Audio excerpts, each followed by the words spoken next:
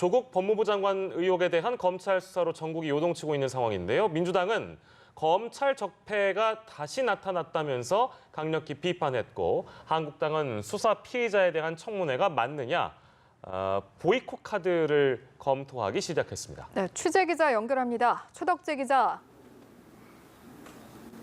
네, 국회입니다. 민주당은 조국 후보자에 대한 검찰의 압수수색을 강도 높게 비판했습니다. 집권 여당이 검찰의 수사를 공개 비판한 건 이례적이라는 평가가 나옵니다.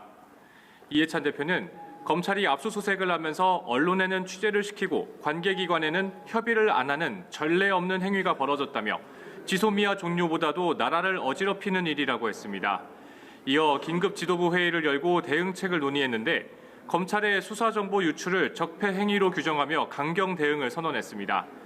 홍익표 수석 대변인은 검찰 수사가 국회의 인사청문 제도를 방해해선 안 된다고 강조했습니다.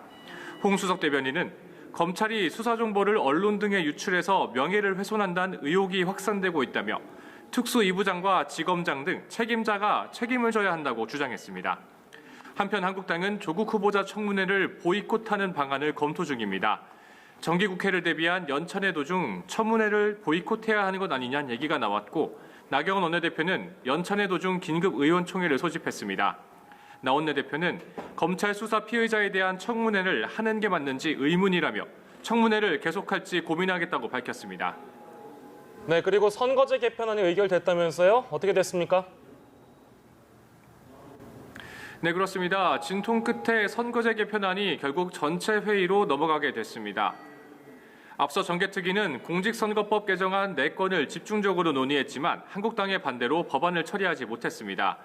이에 따라 이견을 조정하기 위해 안건 조정위 회의를 2번 열었고, 결국 4개 개정안 중 한국당을 제외한 여야 4당이 합의한 선거제 개편안을 표결 처리했습니다. 이 안은 정의당 심상정 의원이 대표 발의한 안으로 연동형 비례대표제 도입을 핵심 내용으로 하고 있습니다. 국회법에 따라 정개특위는 전체 회의를 열고 오늘부터 30일 이내에 안건을 표결해야 합니다. 정개특위의 활동이 이달 마지막 날 종료되기 때문에 그 전에 개정안 의견을 위한 전체 회의가 열릴 것으로 전망됩니다. 한국당은 날치기라며 강하게 반발했습니다. 오늘 표결 과정에서 강하게 반대 의사를 낸 데 이어 의회 민주주의를 무력화시키는 폭거라고 비판했습니다.